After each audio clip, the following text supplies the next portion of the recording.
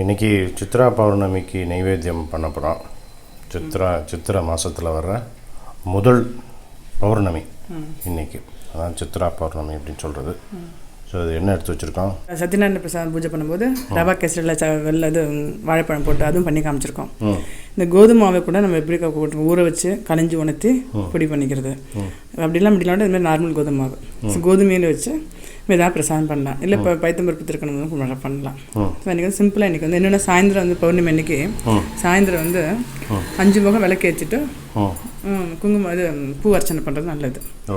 சித்ரா பௌர்ணமி இது மாதிரி எவ்வளோ ஸ்லோகம் என்ன தெரியுமோ எல்லா ஸ்லோகம் சொல்கிறது வந்து ரொம்ப விசேஷம். இன்றைக்கி வந்து எப்படின்னா ரொம்ப இன்றைக்கி ஆரம்பிக்கிறோம் அப்படின்னும்போது என்ன ஆகுனா அது நம்மளுக்கு தடங்கள் இல்லாமல் நடக்கும் எல்லா வேலையும். பெருமாள் விஷயம்லாம். ஸோ அது பூஜை பண்ணுறதுக்குலாம் நல்ல நாள் இன்றைக்கி. ஸோ இது மிஸ் பண்ணாமல் எல்லாருமே சாயந்தரம் பூஜை விளக்கு ஏற்றிச்சிட்டு ஏதாவது பூ போட்டுட்டு இந்தமாதிரி பிரசாதம் ரொம்ப சிம்பிளான பிரசாதம் தான், ரொம்ப கஷ்டம் இல்லை. ரவா கேசரி இது வேணால் பண்ணிக்கலாம். இப்போ இன்றைக்கி நான் என்ன பண்ணி காமிக்கிறேன்னா கோதுமை அல்வா, கோதுமை மாவு அல்வா. கோதுமை அல்வா வந்து என்ன தேவையான சாமான்னா கோதுமை மாவு, சர்க்கரை இல்லைன்னா வெள்ளைப்பொடி, நெய், ஏலக்காய், கொஞ்சோண்டு பச்சை கற்பூரம், குங்குமப்பூ, பாதாம், ஜலம். அளவு என்ன அப்படின்னா நம்ம எந்த அளவு கோதுமை எடுத்துக்கிறோமோ அதே அளவில் வந்து வெல்லம், அதே அளவில் நெய், 3 ஒரே அளவு, சம அளவு. ஜலம் மட்டும் 3 பங்கு. ஒரு கப்பு கோதுமாவுக்கு 3 கப்பு ஜலம். இப்போ ஒரு 10 நிமிஷத்தில் ஆகிடும் அந்த பிரசாதம். இது வந்து பாதாமா முந்திரிமா ஒரு 10-5 நமக்கு வேணுங்க டேஸ்ட்டுக்கு எடுத்துக்கலாம். ஓகே. இப்போ பச்சை கற்பூரம், ஏலக்காய், ஜலம் அப்படியே சிம்மில் வச்சுருக்கேன். ஓகே. அப்புறம் கொஞ்சம் நெய் விட்டுன்ட்டு இந்த கோதுமை கொஞ்சம் ஃபுல்லாக விட வேண்டாம், கொஞ்சம் விட்டுன்ட்டு இந்த கோதுமாவை அந்த பாதாமே அப்படியே வறுத்துக்கிறேன். 2 ஒன்றா வறுக்கும்போது நல்லா வெந்துடும், வாசனையாக இருக்கும். இது இன்றைக்கி வந்து சித்திரை மாதத்தில் வர பௌர்ணமி.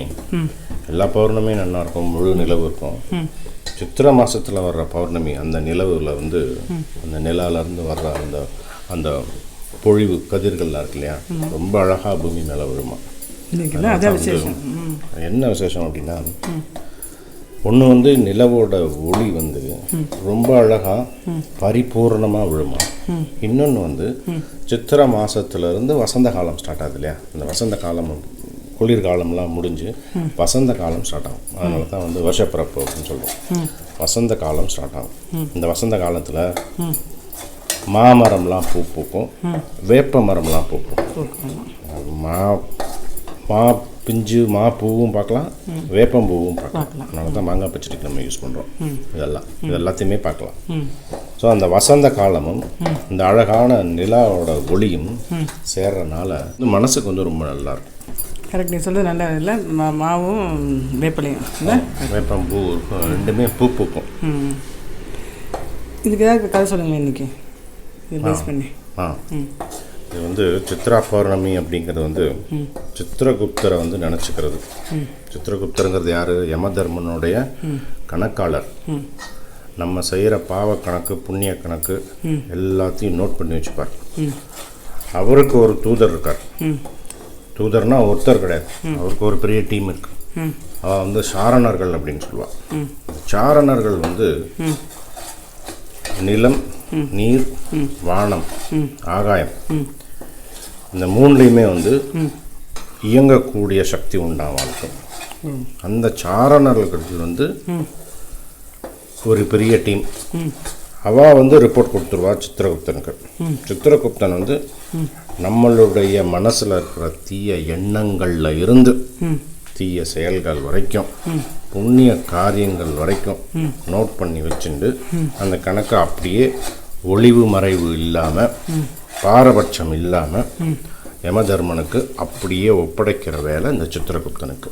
அதனால தான் சித்திரகுப்தனை வந்து வருஷத்துக்கு ஒரு தடவை வேண்டிக்கிறது.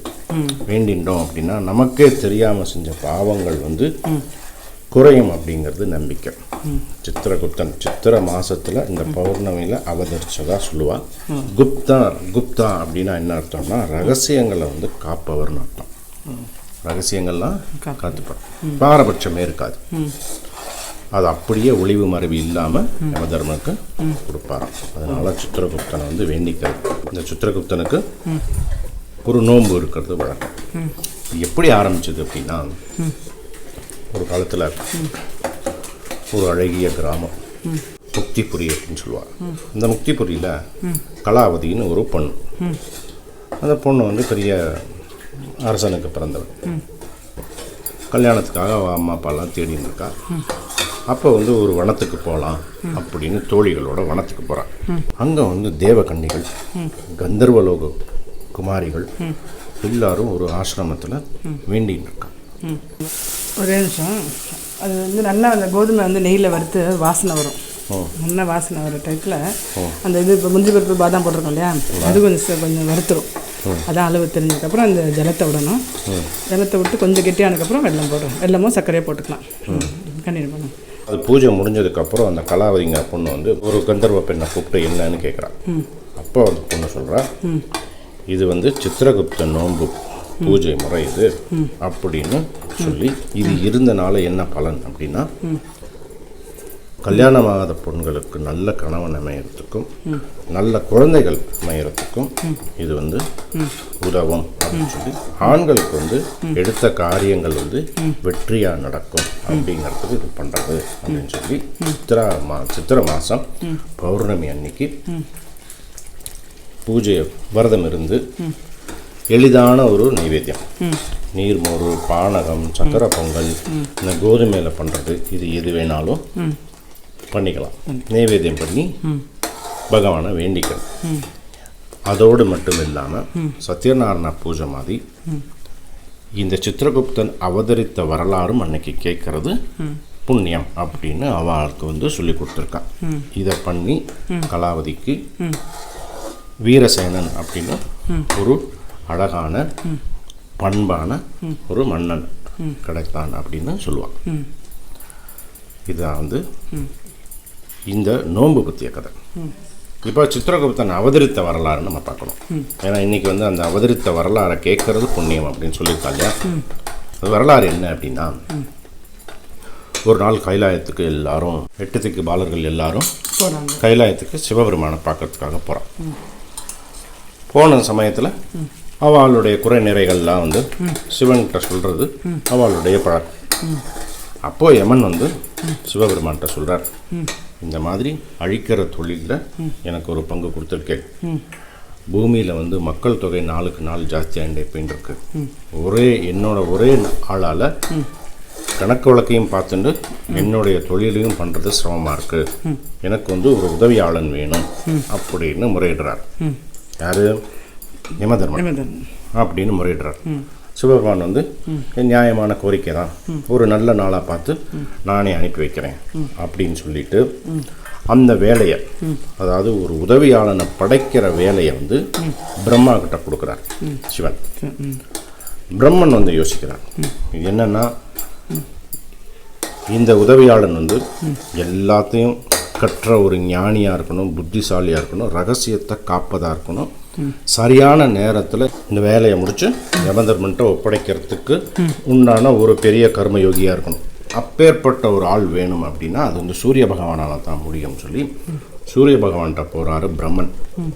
சூரிய பகவான் வந்து வானவில் இருக்கு இல்லையா, அந்த வானவில்லை வந்து நலாதேவி அப்படின்னு ஒரு பெண்ணாக்கி சூரிய பகவானுக்கும் அந்த நலாதேவி இருக்கா இல்லையா, அந்த நலாதேவிக்கும் பிறக்கிறது ஒரு குழந்தை. அந்த குழந்தை தான் சித்திரகுப்தன். இந்த சித்திரகுப்தன் வளர்ந்ததுக்கப்புறம் எல்லா சாஸ்திரங்களும் சூரிய பகவானே சொல்லித்தரார் அந்த குழந்தைக்கு. சரியான வயசு வரும்போது நீ வந்து சிவபெருமானை வேண்டிக்கோ அப்படின்னு சொல்கிறார் சூரிய பகவான். அவரும் வந்து சிவபெருமானை வேண்டின்னு இருக்கும்போது சிவபெருமான் வந்து நீ நினச்சது எல்லாம் நடக்கும் அப்படின்னு வரம் கொடுத்துட்றார். அப்போ வந்து படைக்கிற தொழிலை வந்து நம்ம எடுத்துக்கணும் அப்படின்னு சித்திரகுப்தன் வந்து வேண்டிக்கிறார். ஏன்னா சிவபெருமான் வந்து நீ நினச்சதெல்லாம் நடக்கும்ங்கிறார் இல்லையா. படைக்கிற தொழில் வந்து பிரம்மனுடையது. அது தெரிஞ்ச சூரிய பகவான் வந்து நீ உன்னுடைய படைப்புக்கான காரணம் வந்து யமதர்மனுக்கு உதவி செய்யணும், அதுதான் இந்த படைப்புக்கான காரணம். படைக்கிற தொழில் இந்த லோகத்தில் ஜீவராசிகள் எல்லாம் படைக்கிற தொழில் வந்து ஏற்கனவே சிவபெருமான் வந்து பிரம்மனுக்கு கொடுத்துருக்கார். அதனால் அதில் தலையிடாத, இந்த வேலையை பாரு அப்படின்னு சூரிய பகவான் வந்து சொன்னதுக்கப்புறம் நேராக யமதர்மனை போய் பார்க்குறார். யமதர்மனுக்கு சரியான நேரத்தில் இந்த கணக்கு வழக்கெல்லாம் கொடுக்கறதுக்கு இன்னைக்கு வரைக்கும் அந்த சித்திரகுப்தன் உதவியாக இருக்கார். அந்த சித்திரகுப்தனை நம்ம வணங்கி நம்மளுடைய பாவக்கணக்கை குறைச்சி புண்ணிய கணக்கை சேர்க்கறதுக்கு இந்த சித்திரை மாதத்தில் வர பௌர்ணமி இன்னைக்கு நம்ம வேண்டிக்கிறது நல்லது. இதான் வந்து சித்திரகுப்தன் அவதரித்த வரலாறு. என்னங்க இது ஆயிடுச்சு. என்னென்னா கோதுமாவை பாதி நெய் விட்டுன்னு நல்லா வறுத்துக்கணும். கோதுமாவில் அந்த முந்திரி பருப்பு பாதாமாக போட்டுருந்தோம்னா அது வறுபடுறது தெரியும்.